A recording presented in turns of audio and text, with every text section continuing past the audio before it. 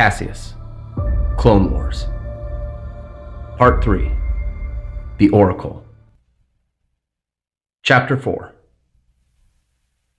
Caseus and Sarah looked upon the decrepit old woman with fear and wonder. "Are you the one who called us here?" The woman continued gazing into the flames. "I am. If that's true, we need you to come back with us to Coruscant. The Jedi Council would like to speak with you and find out what you know." "I'm afraid that's going to be quite impossible." "I'm afraid we'll have to insist. You're not safe here. Come with us and we'll protect you at all costs." The Oracle looked up at the two Jedi and lifted the lower portion of her garments. Her lower body was connected to the tree itself. Skin melded with wood and bark into one being. "What are you?" "Sit, please." Caseus looked at Sarah, who nodded as they sat next to the fireplace. The woman's body stretched out through the base as she extended from the branches itself. Moving over to a nearby shelf, she removed a small kettle and filled it with running water from the dew of the tree. She then added 2 leaves and sat, placing the kettle over the fire. "I'm glad to see your trip was without incident. You must have 1,000 questions. I'll be happy to answer what I can." "Why don't we start with your name?" "I have no name. I am all that grows, all that feeds new life into the soil, that provides sustenance to the animals large and small." Caseus looked at the tree and back to the woman. "This tree, you're both connected to every living thing on this planet. That's why the energy was so strong. Everything is connected through the Force and it all goes through her." "Yes. My people once inhabited this planet eons ago. Through us, the planet was once a thriving, bountiful garden.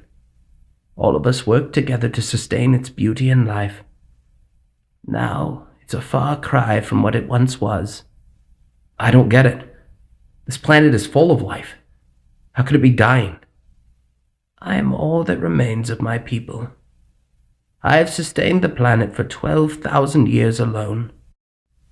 But my time will soon be upon me. And when it comes, this world will die." "Let us help you. There has to be something we can do." "Sweet child, I've lived far beyond my years. It's far past my time." "If we can't prevent your death, we need you to tell us what you know. You said that the Jedi would meet their demise, and you know how. Tell us." "I will do more than tell you. I will show you. But first, you must drink."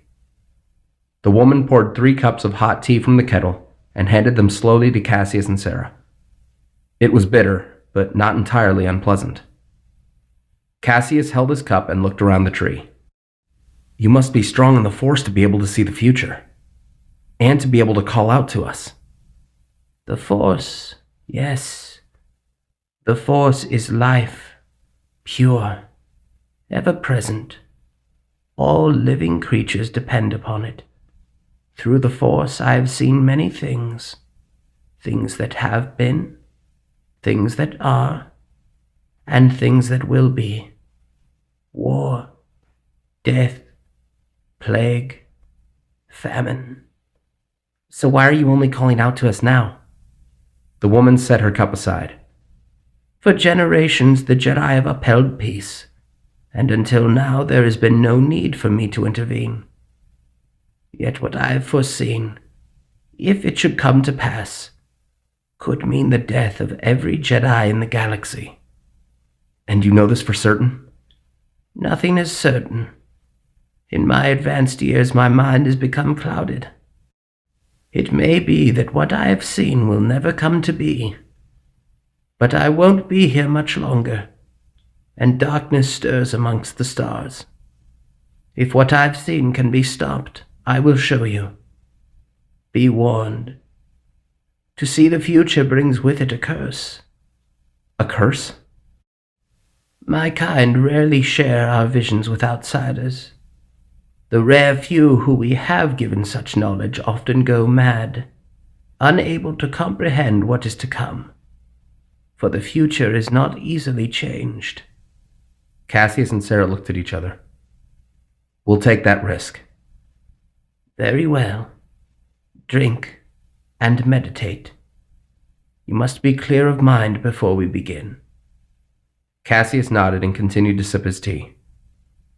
Meanwhile, Juro and the others sat below at the campsite. Do you think they got up there? Well, if they hadn't, I'm pretty sure we'd be scraping them off the ground right now. Well, they better hurry. I just tried to contact Huss and the others. Dead air. That's not good. Stay on guard. How would that help us? If they've been killed, whatever is hunting us knows how to fight. Juro, I'm picking up something on the scanner. It's heading this way, 70 meters south. Juro and the 3 remaining clones took cover behind a few tall rocks and peeked out from their cover, blasters ready. From the grove of trees, they could hear something moving. Closer and closer. 20 meters. 15. The noise stopped. The air was deathly silent. Suddenly, something was thrown from the trees, landing directly in front of them. Rolling to a stop, it was the severed head of Huss, still in its helmet. Oh my god. 4 lightsaber blades emerged from the shadows as Grievous walked towards them. So these are the finest soldiers that the Republic have to offer? Pitiful. Open fire! The 4 troops released a barrage of laser fire upon Grievous, who spun his blades to deflect them, cackling as he did so. Your Jedi commanders have abandoned you, clones. You're all alone. Stay back! One of the clones removed a thermal detonator from his pouch and threw it at the general. No, wait! Grievous quickly caught the detonator with blinding speed, throwing it back at the clones. Juro jumped as quickly as he could as the bomb detonated, killing 2 of his brothers and sending Juro flying, smashing his head and back against the rocks, knocking him unconscious and rattling every bone in his body. Such a waste of my time. One of the clones stirred, his body broken and his armor all but destroyed. Grievous slowly walked towards him, pressing his clawed foot against his head before crushing it into the dirt. Looking up, he realized where he needed to go. I'm coming for you, Jedi! Digging his claws into the tree, he began his ascent. Caseus and Sarah sat in meditation. Suddenly, Sarah's concentration was broken. Her eyes shot open. Someone's coming. Caseus opened his eyes. Juro. Sarah, get ready. Caseus and Sarah walked outside of the cavern and looked around. A dense fog blocked their view of the bottom. Get inside. Hurry, keep her safe. I'm not leaving you. Sarah, if something happens to her, this was all for nothing. Go! Sarah hesitated but nodded, rushing back inside where the Oracle sat by the fire. Something is coming. Something dangerous. The Oracle closed her eyes. It appears it was not only the Jedi who heard my call. No. No! Caseus stood, his lightsaber at the ready as he closed his eyes, trying to sense where this threat was coming from. Caseus! Caseus turned around. Sarah, get back inside! Behind you! Caseus turned around as the fog cleared and saw a figure leap in the air, landing on a tree limb walking towards him. By the Force!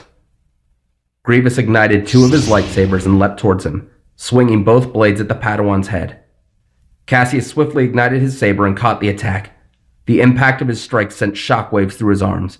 So this is who the Council sends to die? A mere Padawan?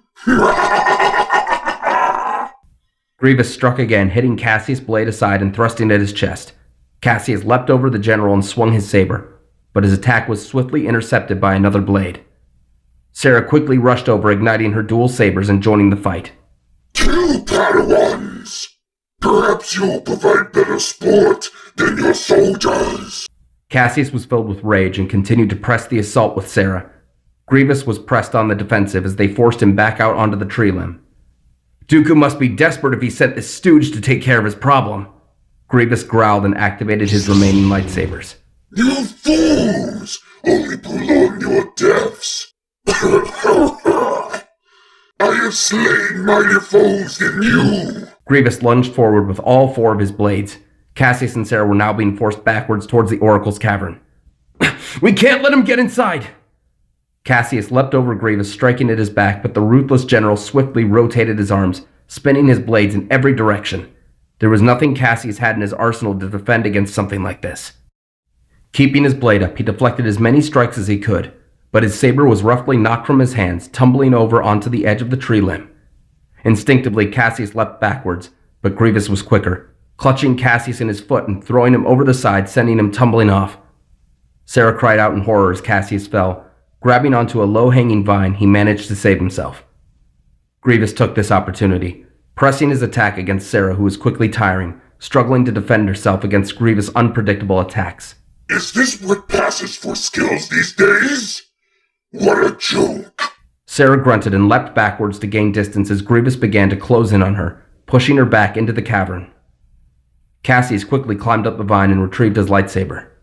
Once he was back on solid footing, he rushed forward as fast as he could. Inside the cavern, he heard Sarah continuing to fight for her life.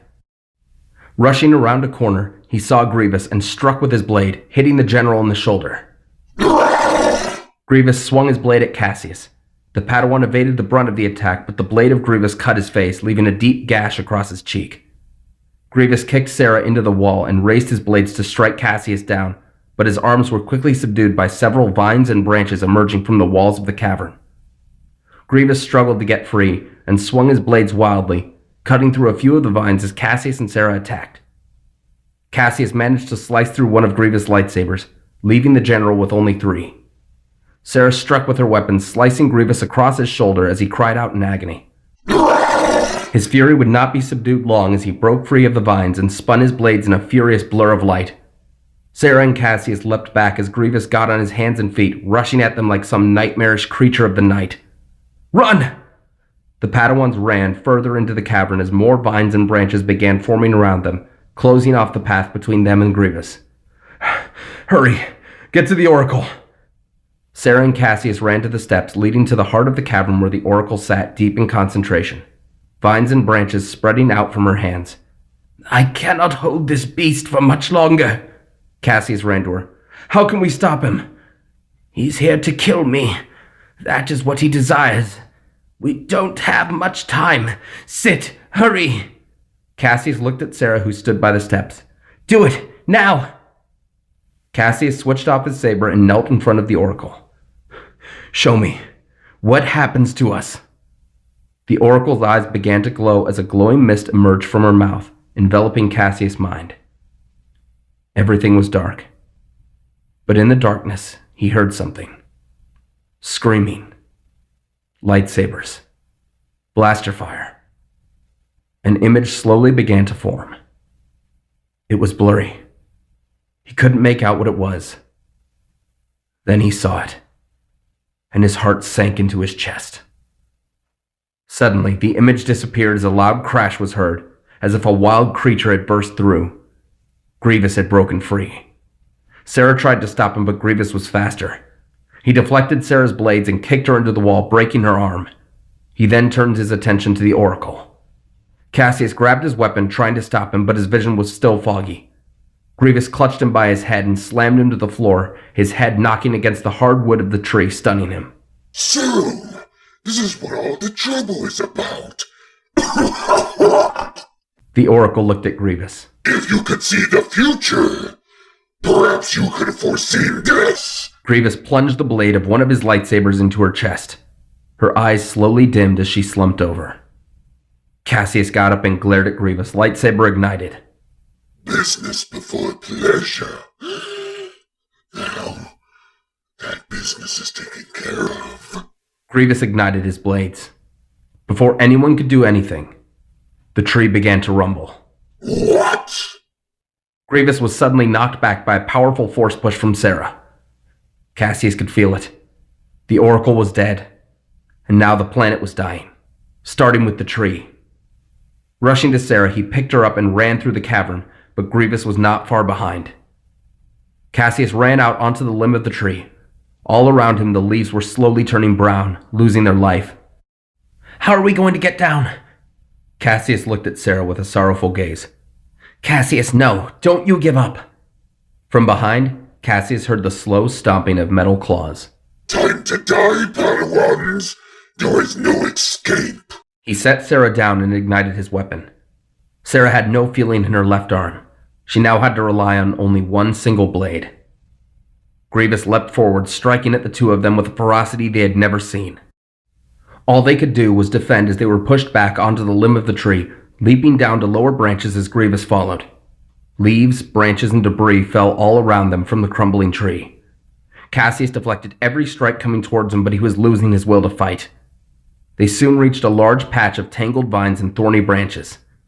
Then Caseus had an idea. "Sarah, follow me!" Caseus jumped with Sarah behind Grievous, who raised his blades to strike. Just before they were cut to pieces, Caseus sent out a force push at Grievous, sending him flying into the vines. Sarah and Caseus then called upon the force, wrapping the vines around Grievous, entangling him as he struggled. It wouldn't hold.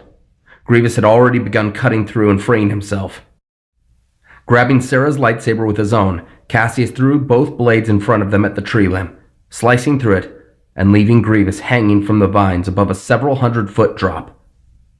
Grievous struggled, but the dying vines could no longer support his weight, snapping and dropping the screaming general to the planet below. Caseus called the blades back to his hands and deactivated them, dropping to his knees along with Sarah. Neither of them said a word as the tree continued to collapse above them.